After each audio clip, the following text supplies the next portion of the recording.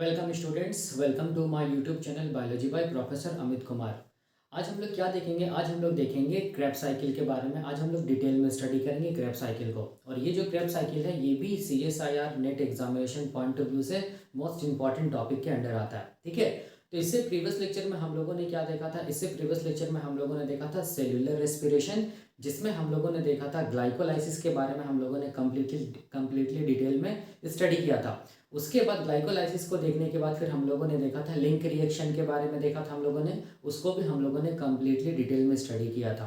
अब link reaction के बाद हम लोग देखेंगे क्रेब साइकिल, जिसको आज हम लोग कंप्लीट डिटेल में स्टडी करने वाले हैं। ठीक है, तो याद रखना है कि जब भी कभी आप सेलुलर रेस्पिरेशन पढ़िएगा तो सेलुलर रेस्पिरेशन में 4 प्रोसेस एक दूसरे से रिलेटेड है।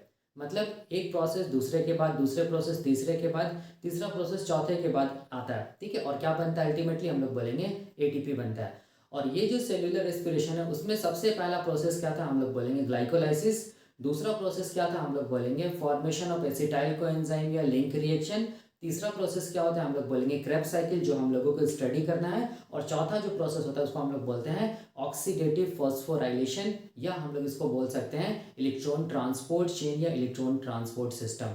ये 4 प्रोसेस हम लोगों को स्टडी करना है डिटेल में। ठीक है, तो हम लोगों ने ग्लाइकोलाइसिस को डिटेल में स्टडी कर लिया है और लिंक रिएक्शन को डिटेल में स्टडी कर लिया है। आप वो लेक्चर देखना, ये जो सीरीज ऑफ लेक्चर है ना सेलुलर रेस्पिरेशन का, उसको आप देखना, आपको आपका सारा कॉन्सेप्ट क्लियर हो जाएगा। और एक वीडियो दूसरे वीडियो से लिंक है या हम लोग बोल सकते हैं रिलेटेड है। ठीक है, वन बाय वन आप देखना, ये सीरीज ऑफ लेक्चर को आपका कॉन्सेप्ट क्लियर हो जाएगा। तो आज हम लोग स्टार्ट करते हैं क्या चीज? हम लोग बोलेंगे क्रेब साइकिल को डिटेल में। ठीक है, लेकिन क्रेब साइकिल को डिटेल में देखने से पहले देखो मैं क्या बताना चाहता हूँ, मैं एक बार रिवाइज कराना चाहता हूँ प्रीवियस क्लास का कि हम लोगों ने क्या स्टडी किया था। ध्यान से देखना, याद रखना कि क्रेब साइकिल किसका पार्ट होता है? हम लोग बोलेंगे सेल्यूलर रेस्पिरेशन का। ठीक है, और सेल्यूलर रेस्पिरेशन क्या होता है? एक वैसा प्रोसेस होता है जिसमें हम लोग बोलेंगे ग्लूकोज टूटता है और हम लोग बोलेंगे क्या बनता है? अल्टीमेटली ATP का फॉर्मेशन होता है। ठीक है, तो हम लोगों ने क्या देखा था? याद करो, हम लोगों ने देखा था सेल्यूलर रेस्पिरेशन हम लोग देख रहे थे।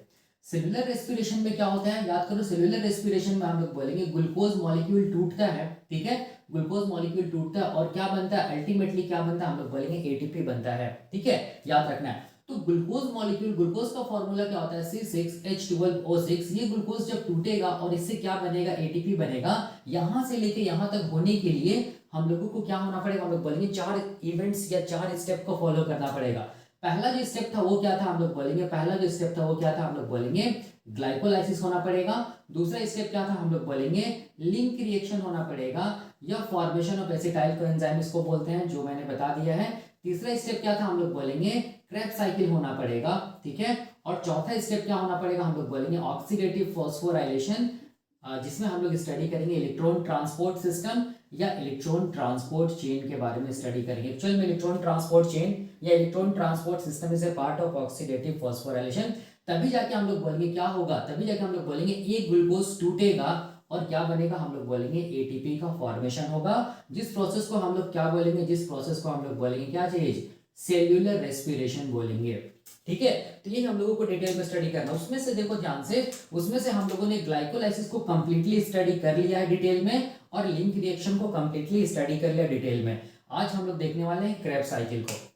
ठीक है, तो अब यहाँ पर थोड़ा सा ध्यान देना। देखो यहाँ पर थोड़ा सा ध्यान देना।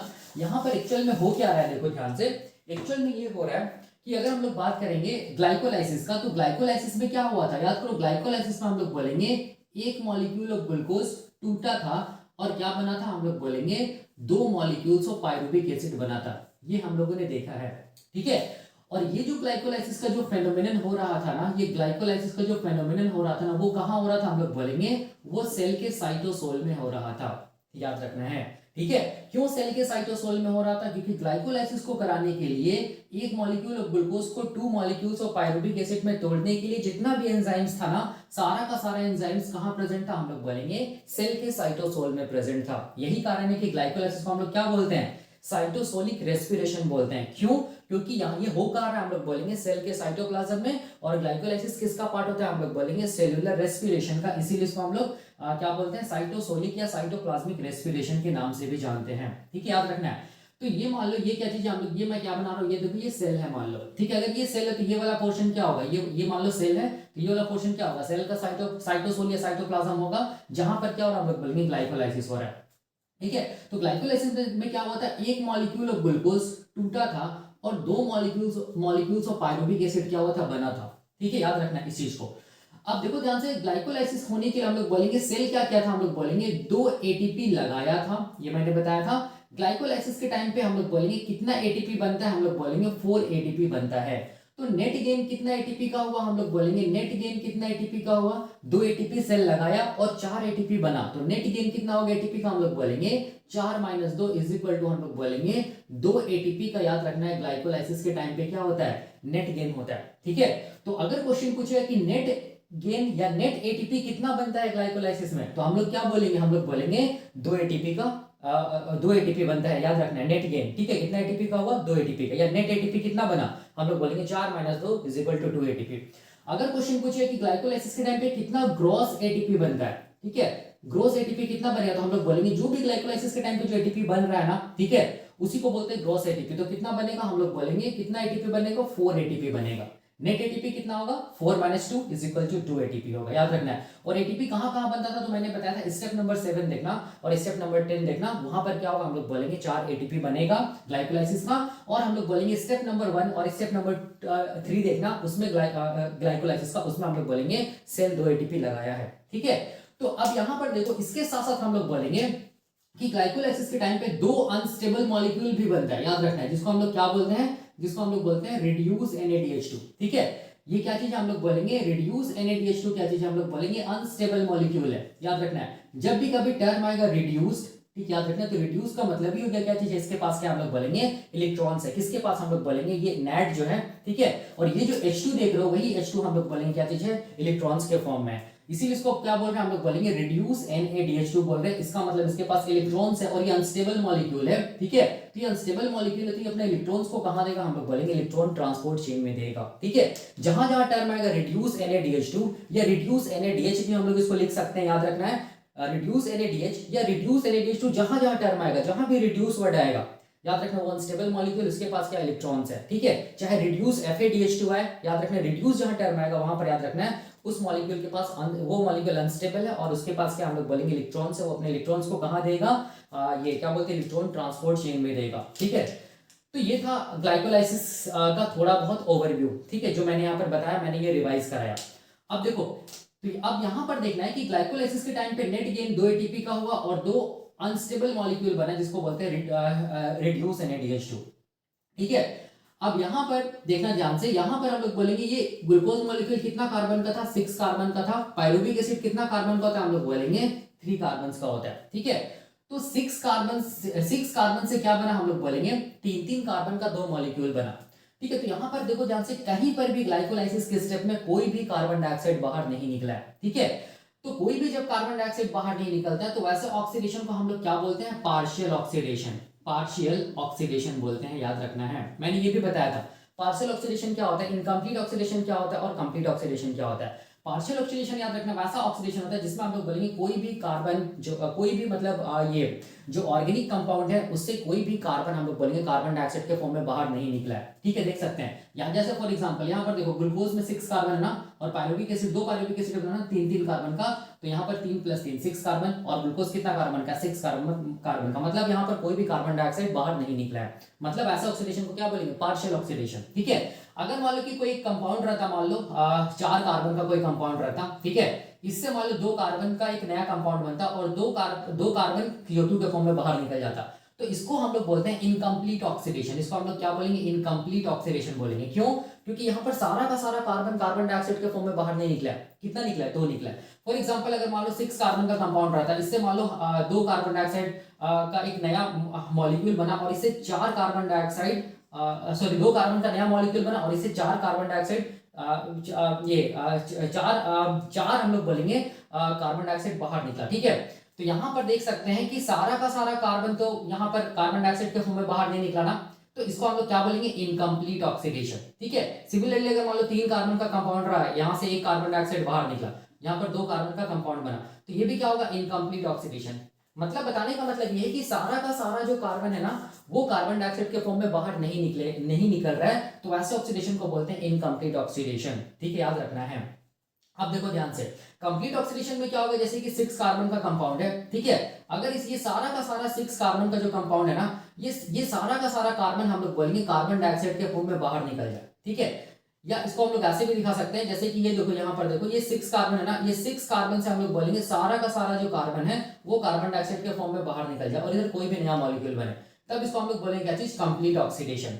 जैसे मान लो 4 कार्बन का कंपाउंड है, ये सारा का सारा कार्बन हम लोग बोलेंगे कार्बन डाइऑक्साइड के फॉर्म में बाहर निकल जाएगा, तो इसको हम लोग क्या बोलेंगे, कंप्लीट ऑक्सीडेशन। ठीक है, याद रखना है। तो यहाँ पर ग्लूकोज का देखो, यहाँ पर याद रखना है ग्लाइकोलाइसिस के टाइम पे क्या हो रहा है, पार्शियल ऑक्सीडेशन हो रहा है। क्यों? क्योंकि पार्शियल ऑक्सीडेशन का मतलब हो गया सारा का सारा कार्बन अभी तक कार्बन डाइऑक्साइड के फॉर्म में बाहर नहीं निकला है।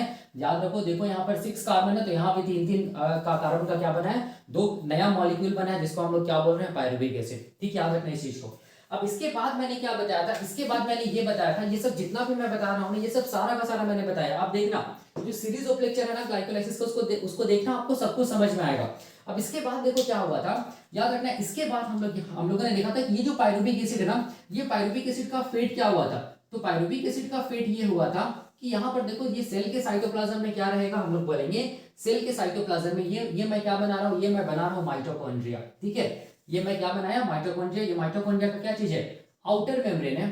ठीक है, और ये माइटोकॉन्ड्रिया का क्या चीज है, हम लोग बोलेंगे इनर मेम्ब्रेन है, जिसको मैं ऐसे दिखा रहा हूँ। ठीक है, देखो ध्यान से, ये माइटोकॉन्ड्रिया का क्या चीज है, इनर मेम्ब्रेन है, याद रखना है।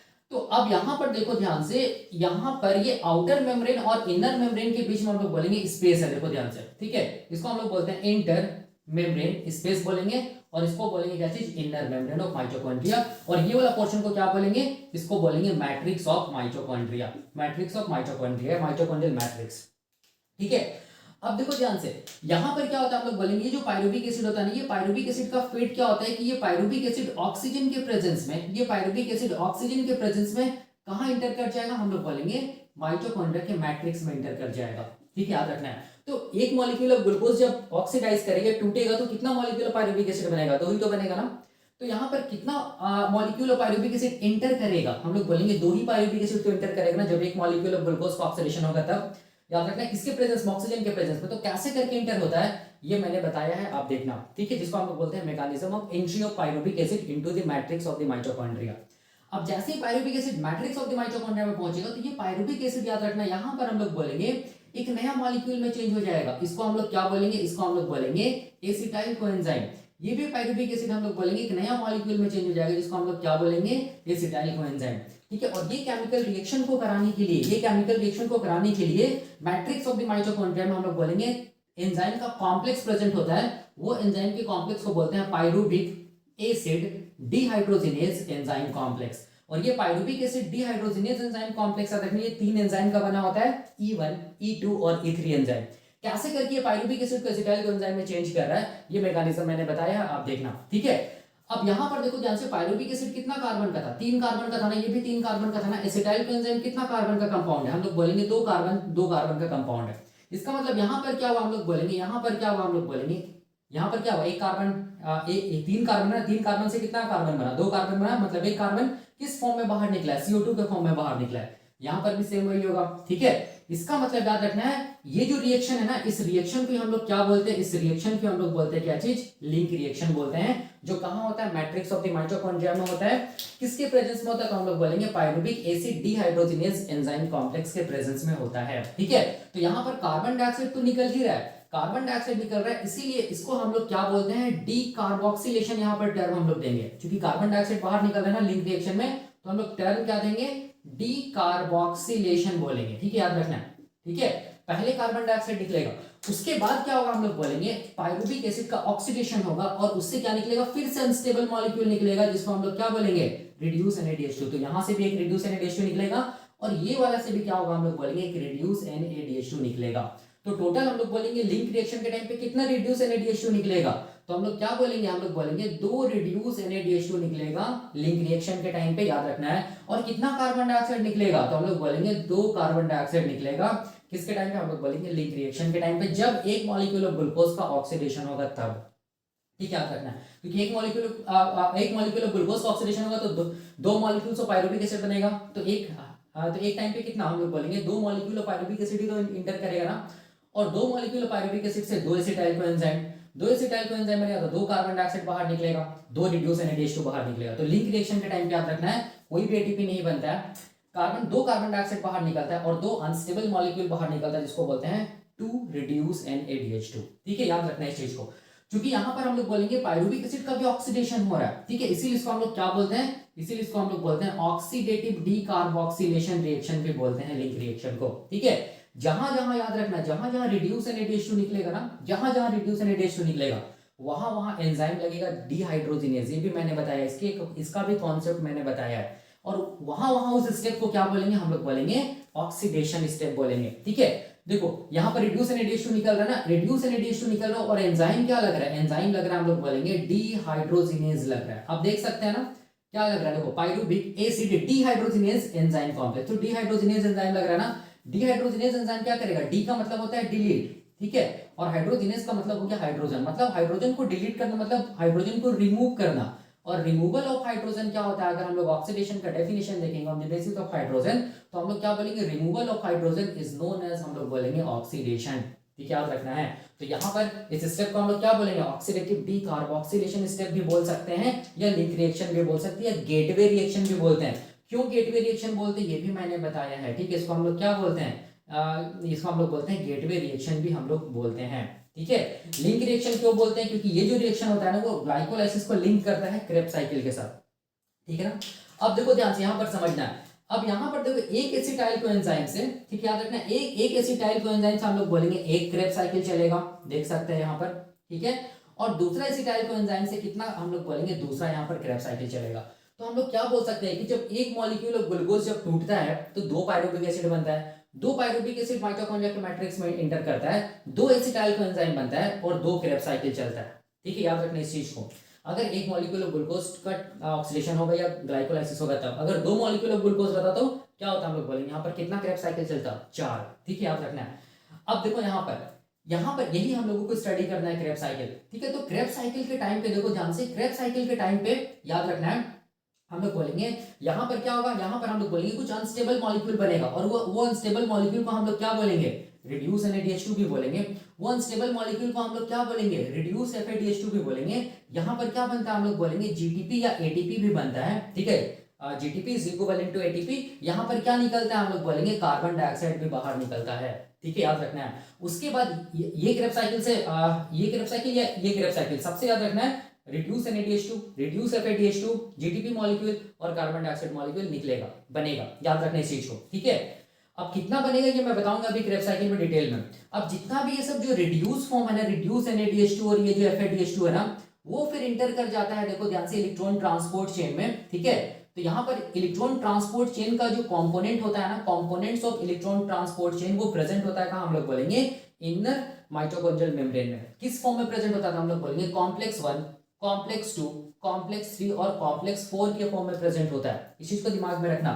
और कॉम्प्लेक्स 5 को हम लोग क्या बोलते हैं, कॉम्प्लेक्स 5 को हम लोग बोलते हैं ऑक्सीजोम, याद रखना है। कॉम्प्लेक्स 5 जो होता है इलेक्ट्रॉन ट्रांसपोर्ट चेन का, हाँ वो याद रखना है, वो इलेक्ट्रॉन्स को ट्रांसपोर्ट नहीं करेगा। ठीक है, तो इलेक्ट्रॉन ट्रांसपोर्ट चेन का जो मेन कंपोनेंट हुआ वो को क्या क्या हुआ, हम लोग बोलेंगे कॉम्प्लेक्स 1, कॉम्प्लेक्स 2, कॉम्प्लेक्स 3 कॉम्प्लेक्स 4, क्योंकि यही इलेक्ट्रॉन को ट्रांसपोर्ट करता है। कॉम्प्लेक्स 5 जिसको हम लोग ऑक्सीजोम बोलते हैं, ये इलेक्ट्रॉन को ट्रांसपोर्ट नहीं करता है, ये क्या चीज को बनाने में हेल्प करता है, एटीपी को बनाने में हेल्प करता है। ठीक है, याद रखना, याद रखना। तो इसको कॉम्प्लेक्स 5 इसीलिए बोले क्योंकि कॉम्प्लेक्स 4 तक हम लोग यहाँ पर नेमिंग कर चुके हैं, उसके बाद 5 आता है, इसीलिए इसको हम लोग ऑक्सीजोम को क्या बोलते हैं, ऑक्सीजोम को हम लोग कॉम्प्लेक्स 5 के नाम से जानते हैं। लेकिन याद रखना ये इलेक्ट्रॉन को ये ट्रांसपोर्ट नहीं करते, ये एटीपी को बनाता है।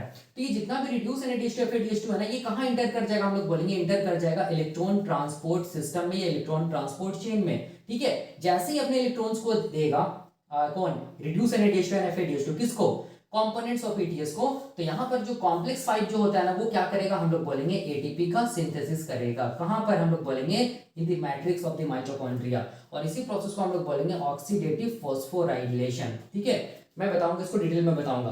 देखो तो यही हो गया ना सेल्यूलर रेस्पिरेशन की। ग्लूकोज देखो यहाँ पर ध्यान से, यहाँ पर क्या था, ग्लूकोज था ना, याद रखो ग्लूकोज था। ये ग्लूकोज देखो ध्यान से, ये ग्लूकोज हम लोग बोलेंगे, ये ग्लूकोज से क्या बना, ये ग्लूकोज से क्या बना, हम लोग बोलेंगे एटीपी बना, ठीक है। और इसी प्रोसेस को हम लोग क्या बोल रहे हैं, सेलुलर रेस्पिरेशन, जिसमें क्या क्या प्रोसेस आया, पहला ग्लाइकोलाइसिस, दूसरा हम लोग बोलेंगे ये फॉर्मेशन ऑफ एसिटाइल कोएंजाइम या लिंक रिएक्शन, या इसको हम लोग ऑक्सीडेटिव डीकार्बोक्सिलेशन भी बोलते हैं, तीसरा क्रेब्स साइकिल, और चौथा हम लोग बोलेंगे ऑक्सीडेटिव फॉस्फोराइलेशन, तब जाके एटीपी बना, ठीक है।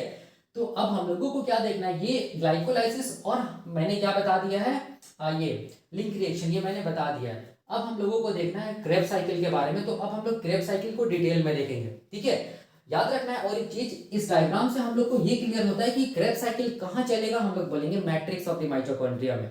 क्यों मैट्रिक्स ऑफ द माइटोकॉन्ड्रिया में चलेगा, क्योंकि क्रेब्स साइकिल को चलाने के लिए जो भी एंजाइम्स चाहिए ना, वो सारा का सारा एंजाइम कहाँ होगा, हम लोग बोलेंगे मैट्रिक्स ऑफ द माइटोकॉन्ड्रिया में होगा, बस एक एंजाइम को छोड़ के, ठीक है। केवल एक ऐसा एंजाइम होता है क्रेब्स साइकिल का जो कि मैट्रिक्स ऑफ द माइटोकॉन्ड्रिया में नहीं होके कहाँ होता है, हम लोग बोलेंगे इनर माइटोकॉन्ड्रियल मेम्ब्रेन में, याद रखना है। और वो एंजाइम एक्चुअल में इलेक्ट्रॉन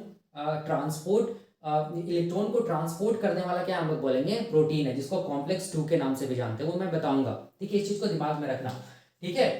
अब यहाँ पर देखो, ग्लाइकोलाइसिस भी एक मेटाबॉलिक पाथवे है, ठीक है, लिंक रिएक्शन भी एक मेटाबॉलिक पाथवे है, क्रेब्स साइकिल भी एक मेटाबॉलिक पाथवे है। मेटाबॉलिक पाथवे का मतलब याद रखना, वैसा पाथवे होता है जिसको हम लोग बोल सकते हैं एंजाइमेटिक पाथवे, मतलब हम लोग बोल सकते हैं कि सेल के अंदर ऐसा कोई भी बायोकेमिकल रिएक्शन हो रहा है ना, जिसमें एंजाइम इन्वॉल्व हो रहा है ना, उस बायोकेमिकल रिएक्शन को हम लोग किस पाथवे के नाम से जानेंगे, मेटाबॉलिक पाथवे के नाम से जानेंगे। तो ग्लाइकोलाइसिस भी एक मेटाबॉलिक पाथवे है, ये लिंक रिएक्शन भी एक मेटाबॉलिक पाथवे है, क्रेब्स साइकिल भी एक मेटाबॉलिक पाथवे है, याद रखना है इस चीज को। मैंने क्या बोला, ग्लाइकोलाइसिस भी एक मेटाबॉलिक पाथवे है, लिंक रिएक्शन भी एक मेटाबॉलिक पाथवे है, और क्रेब्स साइकिल भी एक मेटाबॉलिक पाथवे है, इस चीज को दिमाग में रखना, ठीक है। अब देखो ध्यान से, ग्लाइकोलाइसिस में चूंकि ग्लूकोज टूट रहा है और क्या होता है, हम लोग बोलेंगे पाइरुविक एसिड बन रहा है, टूटा, देखो ध्यान से 6 कार्बन का कंपाउंड है ना, यहाँ पर कितना कार्बन का कंपाउंड बना, 3 कार्बन का 2 नया कंपाउंड बना, ठीक है। तो यहाँ पर जहां भी टूटेगा ना, वैसा मेटाबॉलिक पाथवे को हम लोग क्या बोलेंगे, केटाबॉलिक पाथवे, ठीक है। वैसा मेटाबॉलिक पाथवे को हम लोग क्या बोलेंगे, केटाबॉलिक पाथवे बोलेंगे, या इसको हम लोग केटाबॉलिज्म बोलेंगे, याद रखना है, ठीक है। अगर दो मॉलिक्यूल जुड़ेगा और एक नया मॉलिक्यूल बनेगा, तो उसको हम लोग कैसा मेटाबॉलिक पाथवे बोलेंगे, एनाबॉलिक पाथवे बोलेंगे, इस चीज को भी दिमाग में रखना, ठीक है। और वैसा केमिकल रिएक्शन जिसमें मॉलिक्यूल टूट भी रहा है और मॉलिक्यूल बन भी रहा है, मतलब केटाबॉलिज्म भी हो रहा है और हम लोग बोलेंगे एनाबॉलिज्म भी हो रहा है, वैसे पाथवे को हम लोग बोलेंगे एम्फीबॉलिज्म, या हम लोग बोलेंगे एम्फीबॉलिक पाथवे, ठीक है। तो जो क्रेब्स साइकिल होता है ना, इस चीज को याद रखना, जो क्रेब्स साइकिल होता है ना, वो कैसा मेटाबॉलिक पाथवे है, हम लोग बोलेंगे ये जो क्रेब्स साइकिल होता है ना, ये कैसा मेटाबॉलिक पाथवे है, ये हम लोग बोलेंगे एम्फीबॉलिक पाथवे है, याद रखना है, एम्फीबॉलिक पाथवे है, ठीक है। क्यों ये एम्फीबॉलिक पाथवे, ये पता चलेगा, हम लोग देखेंगे कि क्रेब्स साइकिल में 2 मॉलिक्यूल जुड़ के नया मॉलिक्यूल बन भी रहा है और मॉलिक्यूल टूट भी रहा है, मतलब केटाबॉलिज्म भी हो रहा है और एनाबॉलिज्म भी हो रहा है, ठीक है। इसीलिए कैसा पाथवे होता है, एम्फीबॉलिज्म पाथवे होता है, ठीक है, याद रखना है। ग्लाइकोलाइसिस कैसा पाथवे होता है, हम लोग बोलेंगे केटाबॉलिक पाथवे होता है, क्योंकि यहाँ पर 6 कार्बन टूटा और क्या बना, हम लोग बोलेंगे 2 नया क्या बना, हम लोग बोलेंगे कंपाउंड बना, जिसको क्या बोलते हैं, पाइरुविक एसिड बोलते हैं, ठीक है। तो चलो अब हम लोग स्टार्ट करते हैं क्रेब्स साइकिल। ये था ओवरव्यू, जो मैंने प्रीवियस लेक्चर में पढ़ाया था, वो मैंने थोड़ा सा रिवाइज कराया। अब थोड़ा सा फोकस करना क्रेब्स साइकिल में। क्रेब्स साइकिल में हम लोग 3 चीजें स्टडी करेंगे, ये 4 चीजें स्टडी करेंगे। सबसे पहले हम लोग स्टडी करेंगे कि ये क्रेब्स साइकिल होता क्या है, ठीक है।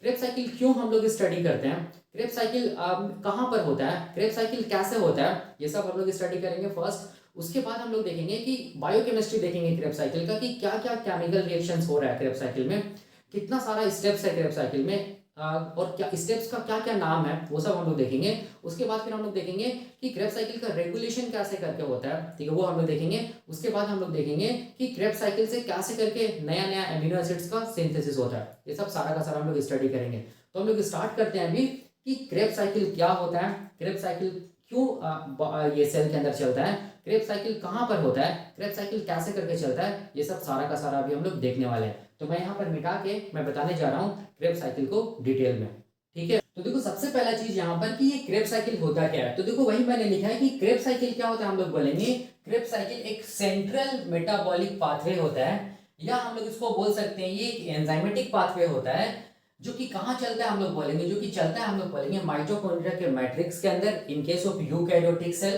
ठीक है। ताकि क्या बना सके, हम लोग बोलेंगे ताकि हम लोग बोलेंगे एनर्जी का फॉर्मेशन हो सके, ठीक है, याद रखना है। तो मैंने क्या बोला, मैंने ये बोला कि क्रेब्स साइकिल क्या होता है, हम लोग बोलेंगे सेंट्रल मेटाबॉलिक पाथवे होता है। मैंने अभी भी बताया कि क्रेब्स साइकिल क्या होता है, हम लोग बोलेंगे मेटाबॉलिक पाथवे। कैसा मेटाबॉलिक पाथवे, तो हम लोग बोलेंगे एम्फीबॉलिक पाथवे। ठीक है, पता चलेगा यहाँ पर। लेकिन मैंने क्या लिखा है कि ये सेंट्रल मेटाबॉलिक पाथवे या एंजाइमेटिक पाथवे, क्योंकि इसमें एंजाइम्स इन्वॉल्व होगा, ठीक है, जो कि चलेगा माइटोकॉन्ड्रिया के मैट्रिक्स के अंदर।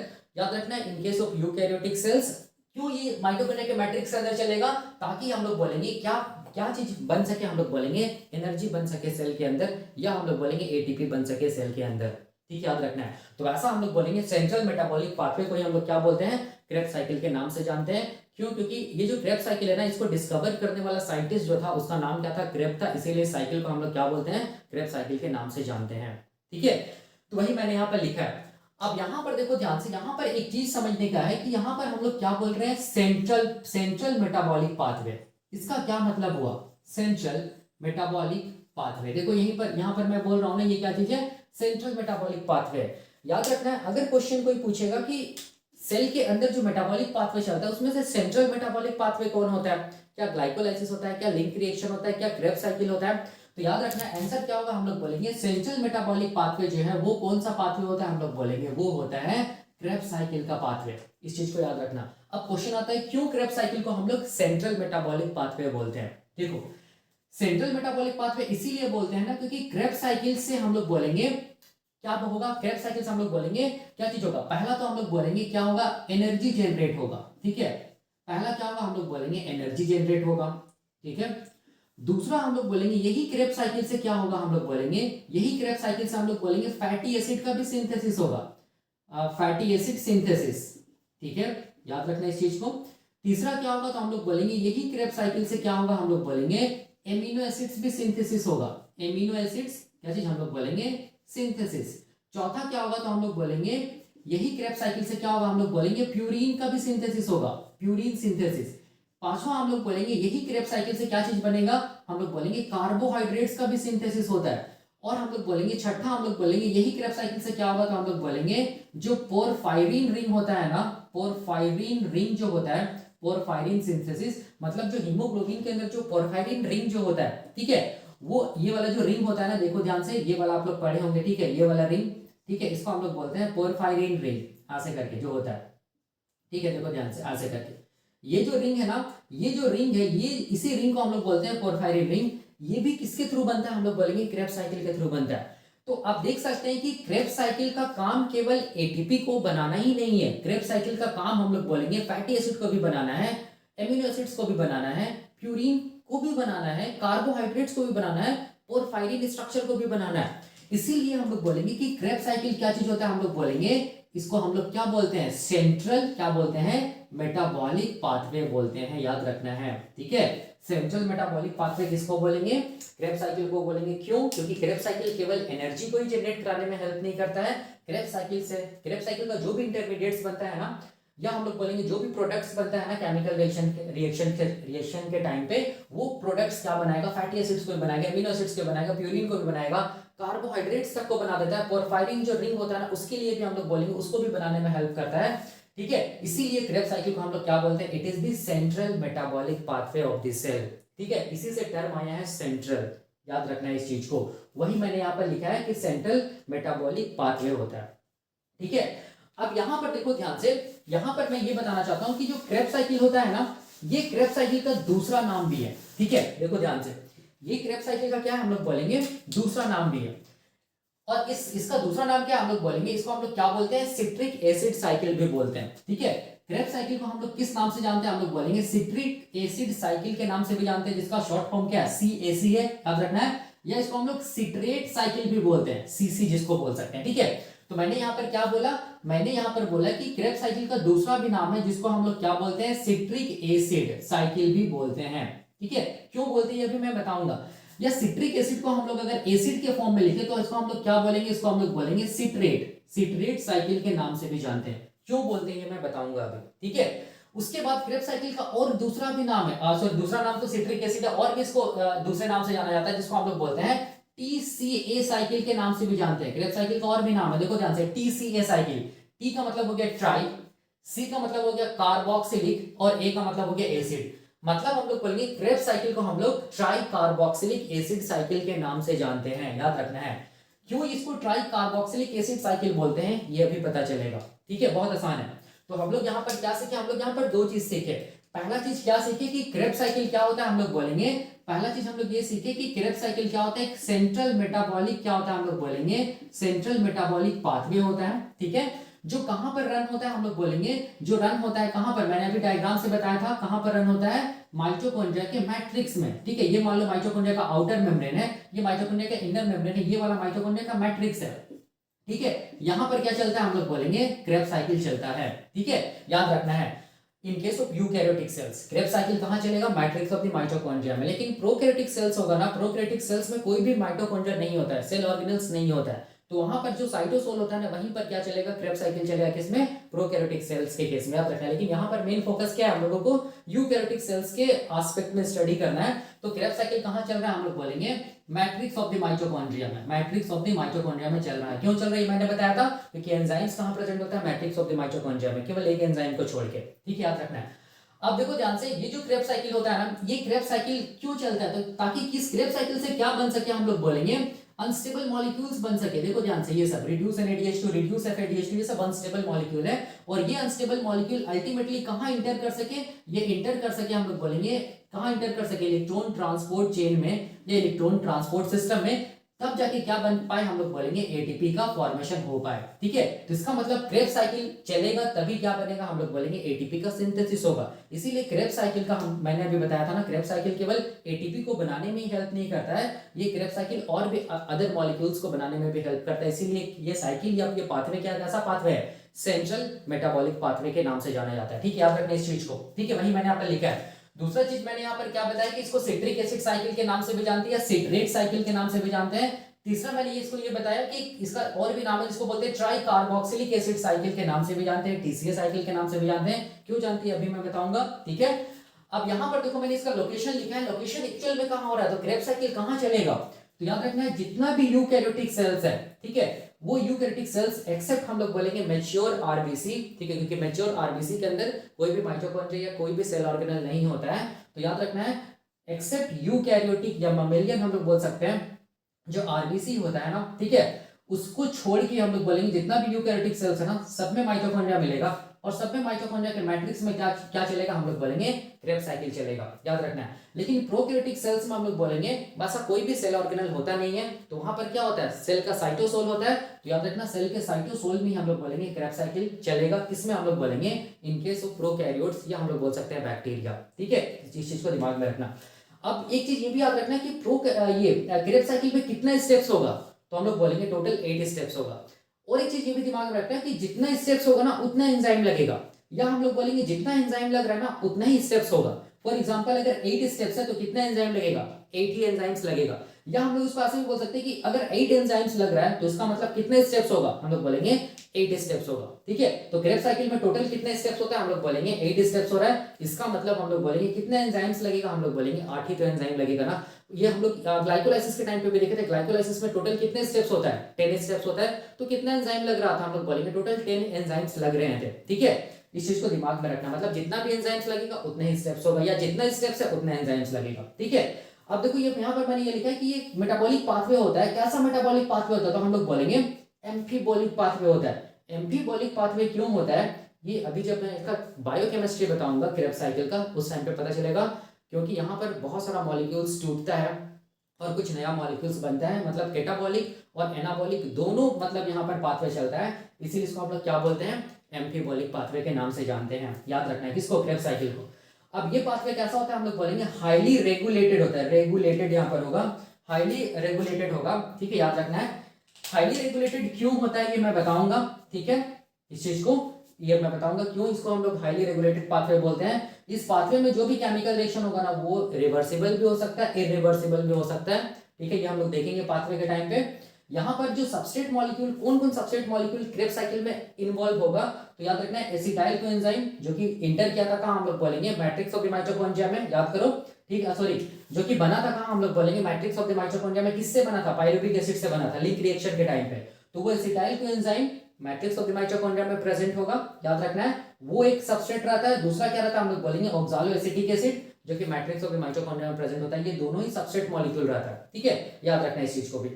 और यहाँ पर मैंने क्या लिखा है कि यहाँ पर देखो मैंने ये लिखा है कि in Krebs cycle in the matrix of the mitochondria, Krebs cycle के टाइम पे आप लोग बोलेंगे जो मैट्रिक्स ऑफ द माइटोकॉन्ड्रिया होता है ना, उसमें एसिटाइल कोएंजाइम कंबाइन करता है ऑक्सालो एसिटिक एसिड के साथ और क्या बनाता है, सबसे पहला कंपाउंड बनाता है जिसको सिट्रिक एसिड बोलते हैं, इसीलिए साइकिल को सिट्रिक एसिड साइकिल के नाम से जानते हैं। और ये सिट्रिक एसिड में 3 कार्बोक्सिलिक एसिड ग्रुप होता है, इसीलिए इसको हम लोग बोलेंगे ट्राई कार्बोक्सिलिक एसिड साइकिल बोलेंगे। तो ये क्या इसका मतलब है, ये मैं यहाँ पर अभी बताने जा रहा हूँ, ठीक है।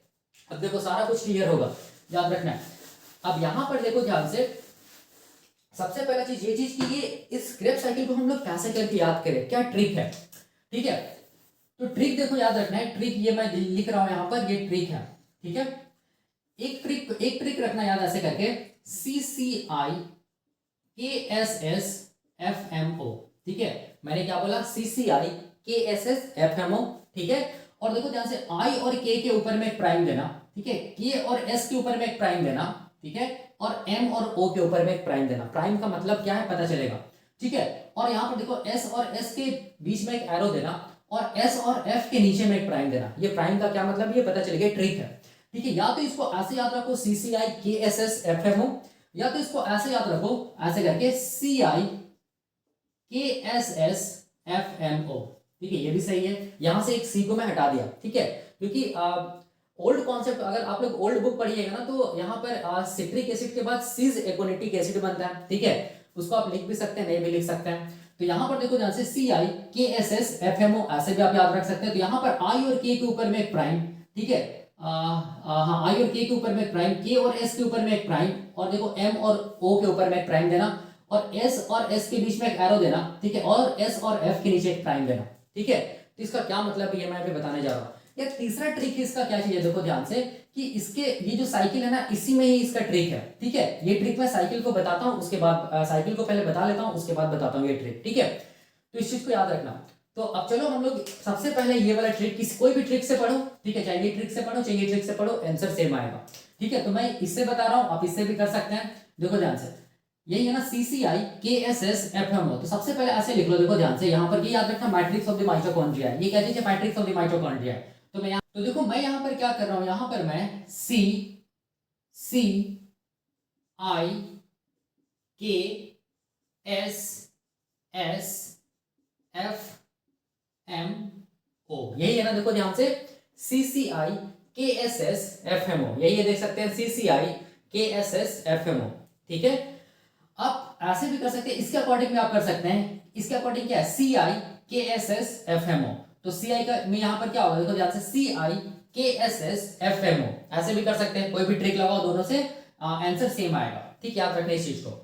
अब यहां पर देखो, अब हम लोग इसको डिकोड करते हैं या हम लोग इसको रिवील करते हैं कि ये CCI KSS FMO क्या बता रहा है। तो C से याद रखना है, C से क्या होगा, हम लोग बोलेंगे C से होगा सिट्रिक एसिड, ठीक है, इस चीज को याद रखना। सिट्रिक एसिड को हम लोग सिट्रेट भी बोल सकते हैं, ठीक है। फिर सी से क्या होगा, हम लोग बोलेंगे सिस एकोनिटिक एसिड, सिस एकोनिटिक एसिड, याद रखना इस चीज को। आई से क्या होगा, हम लोग बोलेंगे आइसोसिट्रिक एसिड, आइसोसिट्रिक एसिड या आइसोसिट्रेट भी बोल सकते हैं। के से क्या होगा, तो हम लोग बोलेंगे के से होगा कीटोग्लूटारिक एसिड, कीटोग्लूटारिक एसिड, या इसको हम लोग अल्फा कीटोग्लूटारिक एसिड बोल सकते हैं, ठीक है, या अल्फा कीटोग्लूटारेट बोल सकते हैं। एस से क्या होगा, तो याद रखना एस से होगा, हम लोग बोलेंगे सक्सेनाइल कोएंजाइम, ठीक है। फिर एस से क्या होगा, तो हम लोग बोलेंगे सक्सिनिक एसिड, ठीक है। फिर एफ से क्या होगा, तो हम लोग बोलेंगे फ्यूमेरिक एसिड, फ्यूमेरिक एसिड। फिर एम से क्या होगा, तो हम लोग बोलेंगे मैलिक एसिड, और ओ से क्या होगा, हम लोग बोलेंगे oxalo acetic, oxalo acetic acid, यही होगा ना, देख सकते हैं। याद रखना सिट्रिक एसिड को हम लोग सिट्रेट भी बोल सकते हैं, आइसोसिट्रिक एसिड को आइसोसिट्रेट भी बोल सकते हैं, अल्फा कीटोग्लूटारिक एसिड को अल्फा कीटोग्लूटारेट भी बोल सकते हैं, सक्सिनिक एसिड को सक्सिनेट भी बोल सकते हैं, फ्यूमेरिक एसिड को फ्यूमेरेट भी बोल सकते हैं, मैलिक एसिड को मैलेट भी बोल सकते हैं, और ऑक्सालो एसिटिक एसिड को हम लोग ऑक्सालो एसिटेट भी बोल सकते हैं, ठीक है, दोनों सही है। अब यहां पर देखो ध्यान से, तो ये CCI KSS FMO का मतलब ये था, ठीक है, अब यहाँ पर ध्यान से देखो, यहाँ पर देखो ये सब सारा का सारा क्रेब्स साइकिल में है, ठीक है, सॉरी ये सब सारा का सारा मैट्रिक्स ऑफ द माइटोकॉन्ड्रिया में हो रहा है। तो अब यहाँ पर क्या होगा, ध्यान से देखना, मैट्रिक्स ऑफ द माइटोकॉन्ड्रिया में क्या होता है, हम लोग बोलेंगे जो ऑक्सालो एसिटिक एसिड होता है ना, ये ऑक्सालो एसिटिक एसिड हम लोग बोलेंगे मैट्रिक्स ऑफ द माइटोकॉन्ड्रिया में किसके साथ कंबाइन करेगा, तो हम लोग बोलेंगे एसिटाइल कोएंजाइम के साथ कंबाइन करेगा। ठीक है, कौन, ऑक्सालो एसिटिक एसिड। जैसे ही oxaloacetic acid acetyl coenzyme के साथ ये कंबाइन करेगा, या हम लोग बोल सकते हैं एसिटाइल कोएंजाइम जैसे ही ऑक्सालो एसिटिक एसिड के साथ कंबाइन करेगा, तो क्या बनेगा, हम लोग बोलेंगे क्या बनेगा, सबसे पहला कंपाउंड बनेगा क्रेब्स साइकिल का, और वो कंपाउंड का नाम क्या है, हम लोग बोलेंगे वो कंपाउंड का नाम है सिट्रिक एसिड। इसीलिए क्रेब्स साइकिल को हम लोग किस नाम से जानते हैं, इसीलिए क्रेब्स साइकिल को हम लोग सिट्रिक एसिड साइकिल के नाम से जानते हैं, या सिट्रेट साइकिल के नाम से जानते हैं, याद रखना है। तो ये एसिटाइल कोएंजाइम कैसे बना था, मैट्रिक्स ऑफ द माइटोकॉन्ड्रिया में, याद कीजिए मैंने बताया था एसिटाइल कोएंजाइम कैसे बना था, हम लोग बोलेंगे लिंक रिएक्शन के टाइम पे क्या बना था, मैट्रिक्स ऑफ द माइटोकॉन्ड्रिया में पाइरुविक एसिड एसिटाइल कोएंजाइम में कन्वर्ट हुआ था। ठीक है, और ये एसिटाइल कोएंजाइम अब किसके साथ कंबाइन करेगा, हम लोग बोलेंगे ऑक्सालो एसिटिक एसिड के साथ कंबाइन करेगा, और क्या बनाएगा, हम लोग बोलेंगे सबसे पहला कार्बन का कंपाउंड बनाएगा, जिसको हम लोग क्या बोलेंगे, सिट्रिक एसिड। क्योंकि पहला जो कंपाउंड है क्रेब्स साइकिल का वो क्या है, सिट्रिक एसिड है, इसीलिए इसको हम लोग क्या बोलते हैं, सिट्रिक एसिड साइकिल के नाम से जानते हैं, या सिट्रेट साइकिल के नाम से जानते हैं। इस चीज को दिमाग में रखना है। अब देखो यहाँ पर यही मैंने लिखा था ना कि in the Krebs cycle in the matrix of mitochondria, ये मैट्रिक्स ऑफ माइटोकॉन्ड्रिया है, the acetyl coenzyme combines with oxaloacetic acid, acetyl coenzyme किससे कंबाइन हुआ, oxaloacetic acid के साथ, forming the first compound known as citric acid. So the Krebs cycle is also known as citric acid cycle और citrate cycle। ठीक है, तो इस line का मतलब यहाँ पर ये होगा। अब यहाँ पर देखो ध्यान से, अब यहाँ पर सिट्रिक एसिड को अगर हम लोग देखेंगे ना, तो सिट्रिक एसिड में याद रखना है कितना कार्बोक्सिलिक एसिड ग्रुप रहेगा, हम लोग बोलेंगे 3 कार्बोक्सिलिक एसिड ग्रुप मिलेगा, किसमें, हम लोग बोलेंगे सिट्रिक एसिड में। ठीक है, याद रखना है सिट्रिक एसिड में कितना कार्बोक्सिलिक एसिड ग्रुप मिलता है, हम लोग बोलेंगे 3। तो कार्बोक्सिलिक एसिड ग्रुप को हम लोग कैसे लिखते हैं, COOH के फॉर्म में लिखते हैं, तो कितना COOH रहेगा, हम लोग बोलेंगे 3 COOH ग्रुप प्रेजेंट होगा, कहां, हम लोग बोलेंगे सिट्रिक एसिड में। ये हम लोग केमिस्ट्री में देखेंगे, पहले मैं इसको बताता हूं, उसके बाद ईच एंड एवरी स्टेप्स का हम लोग क्या देखेंगे, बायोकेमिस्ट्री देखेंगे। ठीक है, उस टाइम पे पता चलेगा। अभी बस इतना जानो कि जो सिट्रिक एसिड होता है उसमें क्या मिलेगा, हम लोग बोलेंगे 3 कार्बोक्सिलिक एसिड ग्रुप मिलेगा। तो 3 कार्बोक्सिलिक एसिड ग्रुप से टर्म आता है ट्राई। ठीक है, इसको हम लोग क्या बोलेंगे, ट्राई कार्बोक्सिलिक एसिड साइकिल के नाम से भी जानेंगे। ठीक है, याद रखना है, क्यों, क्योंकि पहला जो कंपाउंड है ना सिट्रिक एसिड, उसमें 3 कार्बोक्सिलिक एसिड ग्रुप प्रेजेंट होता है, उसी से टर्म आया है ट्राई कार्बोक्सिलिक एसिड साइकिल। तो वही मैंने यहाँ पे लिखा है कि देखो यहाँ पर since citric acid 3 carboxylic acid groups are present, therefore it is also known as TCA cycle, मतलब ट्राई कार्बोक्सिलिक एसिड साइकिल के नाम से हम लोग जानते हैं किसको, क्रेब्स साइकिल को। तो क्रेब्स साइकिल का पहला नाम क्या है, पहला नाम तो क्रेब्स साइकिल है, साइंटिस्ट के नाम पे दिया गया है क्रेब्स साइकिल। दूसरा नाम क्या है, सिट्रिक एसिड साइकिल बोलते हैं, क्यों, क्योंकि पहला कंपाउंड ही सिट्रिक एसिड है, या सिट्रेट साइकिल भी बोल सकते हैं, और इस कंपाउंड में 3 कार्बोक्सिलिक एसिड ग्रुप है, इसलिए ट्राई कार्बोक्सिलिक एसिड साइकिल के नाम से हम लोग जानते हैं किसको, क्रेब्स साइकिल को। तो ये दोनों लाइन का मतलब ये हुआ।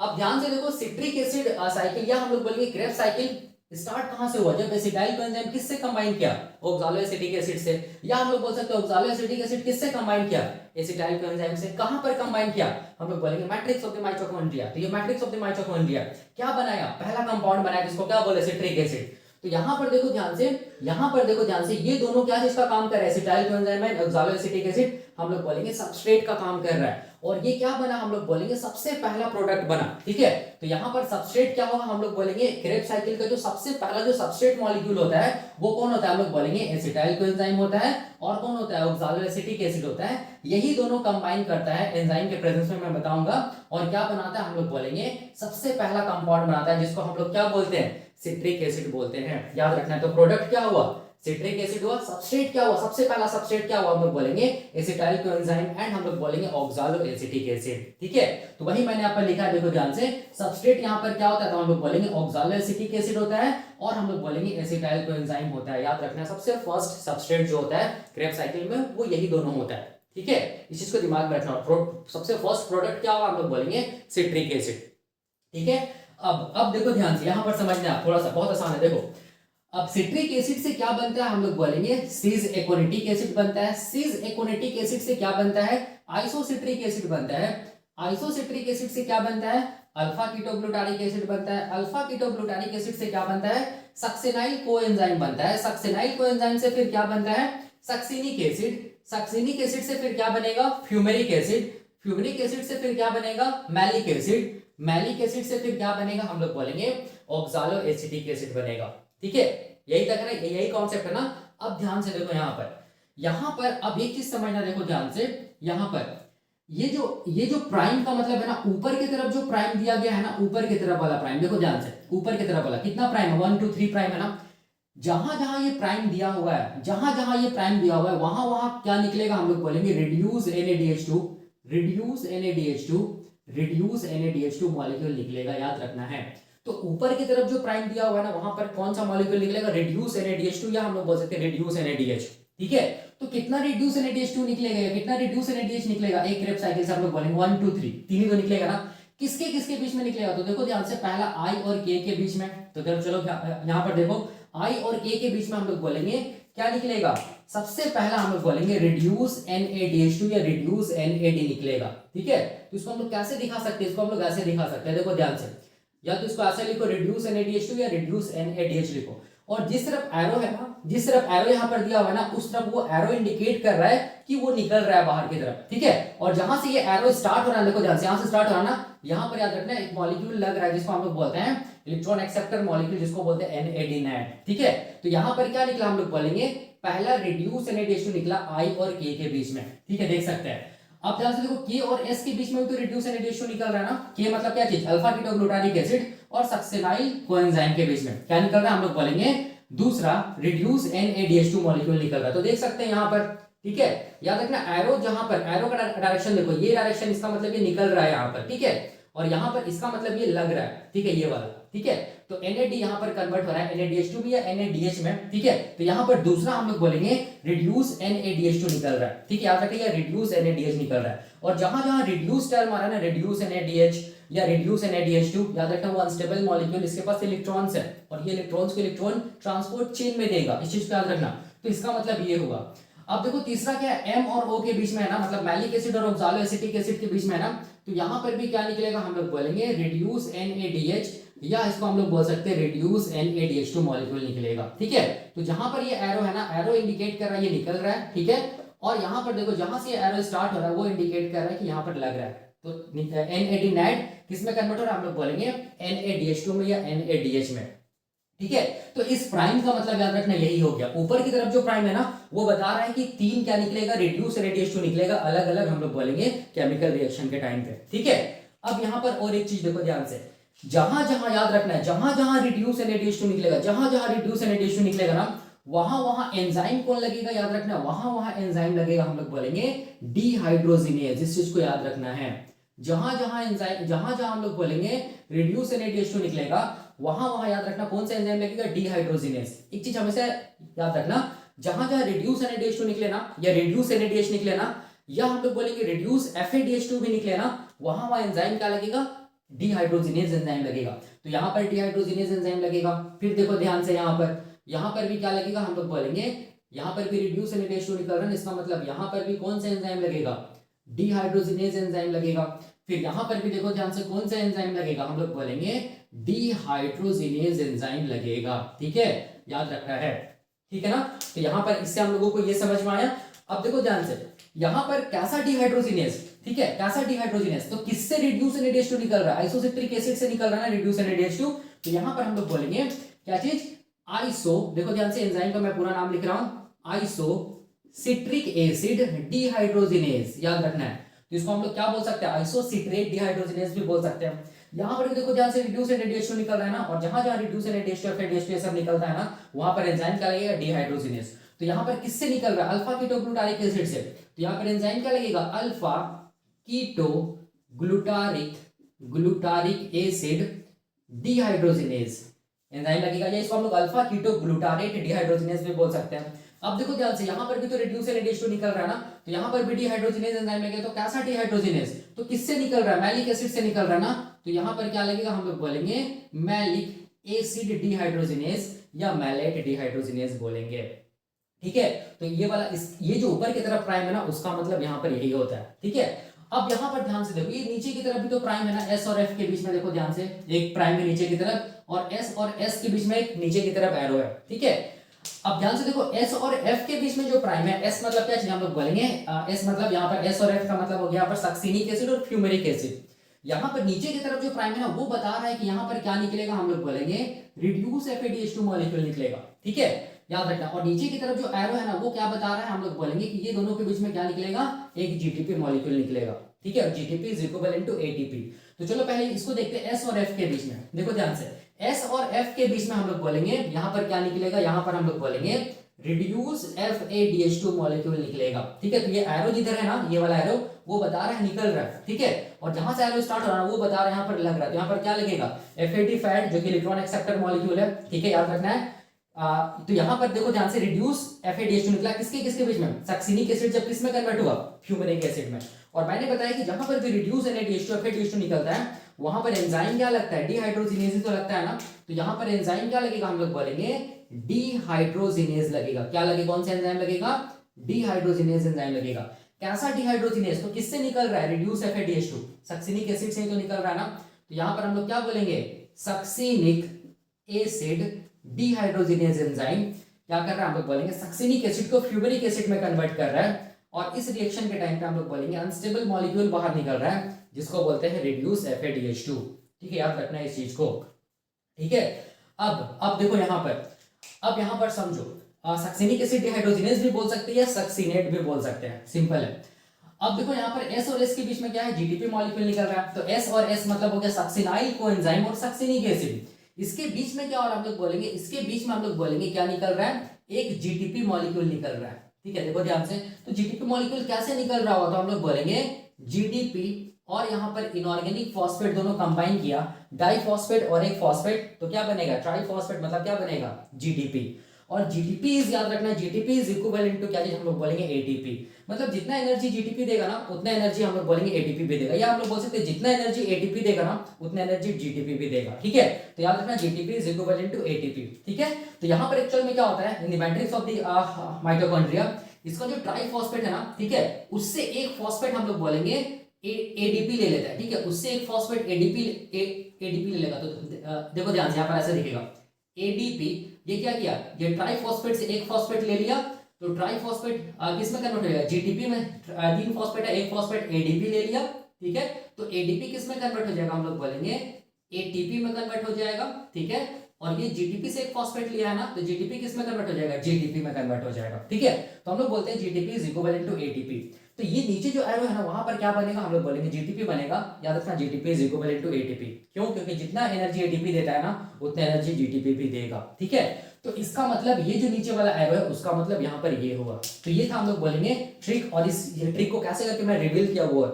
अब इसके अकॉर्डिंग भी जा सकते हैं, CIKSSFMO, सब कुछ सेम रहेगा, बस यहाँ पर सीज एकोनेटिक एसिड नहीं होगा, डायरेक्टली सिट्रिक एसिड किस में कन्वर्ट होगा, हम लोग बोलेंगे आइसोसिट्रिक एसिड में।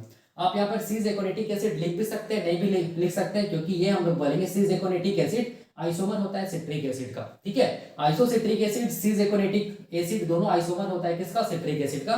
तो आप सीज एकोनेटिक एसिड को लिख भी सकते हैं, नहीं भी लिख सकते हैं, डायरेक्टली ये साइकिल को दिखा सकते हैं। देखो ध्यान से, आप ऐसे भी दिखा सकते हैं डायरेक्टली, इसको मैं मिटा रहा हूं यहाँ पर। डायरेक्टली आप क्या दिखा सकते हैं कि सिट्रिक इस ट्रिक के अकॉर्डिंग, देखो ये वाला ट्रिक के अकॉर्डिंग, दोनों सेम है। सिट्रिक एसिड डायरेक्टली किस में कन्वर्ट हो जा रहा है, हम लोग बोलेंगे किस में कन्वर्ट हो जाएगा, आइसोसिट्रिक एसिड में। ठीक है, याद रखना है। हाँ, अब यहाँ पर देखो ध्यान से, अब यहाँ पर समझना है। तो जहां जहां ये ट्रिक था, वहां जहां जहां ये सब प्राइम दिया हुआ था ना, और ये एरो दिया हुआ था ना, वहां वहां क्या एंजाइम लगा वो मैंने बता दिया। ठीक है, और वहां पर कौन सा मॉलिक्यूल निकला ये भी मैंने बता दिया। ठीक है, इसका मतलब हम लोग बोल सकते हैं कि एक क्रेब साइकिल से 3 रिड्यूस NADH2 या रिड्यूस NADH मॉलिक्यूल निकलता है, और हम लोग बोलेंगे एक रिड्यूस FADH2 मॉलिक्यूल निकलता है, और हम लोग बोलेंगे एक GTP, या हम लोग बोल सकते हैं GTP is equivalent to ATP molecule निकलता है एक क्रेब्स साइकिल से। ठीक है, अब यहाँ पर देखो समझो, अब यहाँ पर समझना है, यहाँ पर सबसे पहला चीज मैं अब यहाँ पर एंजाइम का नाम लिख रहा हूँ, देखो ध्यान से, oxalo acetic acid acetyl co enzyme से जब कंबाइन करता है ना तो सिट्रिक एसिड बनता है ना, सबसे पहला कंपाउंड। ठीक है, तो ये वाला जो स्टेप है ना, इसको हम लोग बोलते हैं स्टेप 1, सबसे पहला स्टेप। याद रखना क्रेब्स साइकिल में टोटल 8 स्टेप होता है, और जितने स्टेप होगा उतने एंजाइम्स लगेगा, तो ये स्टेप 1 हो गया। ठीक है, यहाँ पर कौन सा एंजाइम लगेगा, तो यहाँ पर देखो ध्यान से क्या बन रहा है, सिट्रिक एसिड बन रहा है, तो यहाँ पर एंजाइम जो लगेगा वो है सिट्रिक एसिड सिंथेज। ठीक है, वो एंजाइम का नाम क्या है, सिट्रिक एसिड सिंथेज, याद रखना यहाँ पर काम करेगा। अब ध्यान से देखो यहाँ पर ये सिट्रिक एसिड किस में कन्वर्ट हो रहा है, आइसोसिट्रिक एसिड में ना, या हम लोग बोल सकते हैं सिट्रिक एसिड पहले किस में कन्वर्ट हो रहा है, सीज एकोनिटिक एसिड, फिर आइसोसिट्रिक एसिड। तो ये जो केमिकल रिएक्शन होता है ना, इसको मैं ऐसा मान रहा हूँ यहाँ पर 2A, इसको मैं मान ले रहा हूँ 2B। ठीक है, तो ये जो स्टेप है ना, ये स्टेप को हम लोग बोलेंगे क्या चीज, हम लोग बोलेंगे स्टेप नंबर 2 या सेकेंड स्टेप बोलेंगे। तो सेकेंड स्टेप इसीलिए बोल रहे हैं क्योंकि ये केमिकल रिएक्शन को कराने के लिए जो एंजाइम चाहिए था ना, यहाँ सिट्रिक एसिड से सीज एकोनिटिक एसिड, इसके लिए भी जो एंजाइम चाहिए वो एंजाइम का नाम क्या है, एकोनिटेज। ठीक है, और सीज एकोनिटिक एसिड से आइसोसिट्रिक एसिड जो केमिकल रिएक्शन हो रहा है ना, उस रिएक्शन को भी कराने के लिए जो एंजाइम चाहिए ना, वो कौन सा एंजाइम है, हम लोग बोलेंगे एकोनिटेज। ठीक है, और मैंने क्या बोला कि जो भी स्टेप जितना एंजाइम होगा उतने ही स्टेप होगा, इस चीज को याद रखना। ठीक है, या हम लोग बोल सकते हैं कि डायरेक्टली हम लोग बोलेंगे सिट्रिक एसिड किस पे कन्वर्ट हो रहा है, आइसोसिट्रिक एसिड में ना, तो एंजाइम कौन सा लगेगा, एकोनिटेज ही तो लगेगा ना। देखो ध्यान से मैं यहाँ पर लिख रहा हूँ, एकोनिटेज एंजाइम ये काम को करेगा। ठीक है, तो ये स्टेप नंबर 2 हो गया। यहाँ 2A 2 भी हम लोग लिख सकते हैं, या डायरेक्टली भी लिख सकते हैं, सिट्रिक एसिड किस में कन्वर्ट हो रहा है, आइसोसिट्रिक एसिड में। ठीक है, इस चीज को याद रखना, ये स्टेप 2 है। स्टेप 2 का नाम क्या है ये मैं बताऊंगा। ठीक है, अब यहाँ पर देखो, ये कौन से स्टेप हो गया, हम लोग बोलेंगे ये कौन से स्टेप हो गया, ये हो गया स्टेप 3। इसको मैं ऐसे दिखा रहा हूँ, देखो ध्यान से, ये हो गया हम लोग बोलेंगे स्टेप नंबर 3। ये वाला कौन सा स्टेप हो गया, हम लोग बोलेंगे ये हो गया स्टेप नंबर 4। ये वाला कौन सा स्टेप हो गया, ये हो गया हम लोग बोलेंगे यहाँ पर मैं लिख रहा हूँ, यहाँ पर लिख रहा हूँ स्टेप नंबर 5। ठीक है, तो स्टेप नंबर 5 हो गया। फिर ये कौन सा स्टेप हो गया, ये हम लोग बोलेंगे ये कौन सा स्टेप हो गया, यहाँ पर मैं लिख रहा हूँ, यहाँ पर लिख रहा हूँ, यहाँ पर ये हो गया स्टेप नंबर 6। ठीक है, ये कौन सा स्टेप हो गया, ये हो गया स्टेप नंबर 7। ये कौन सा स्टेप हो गया, ये हो गया स्टेप नंबर 8। तो टोटल आप काउंट करो कितने स्टेप है, देखो ध्यान से, 1 2 3 4 5 6 7 और 8।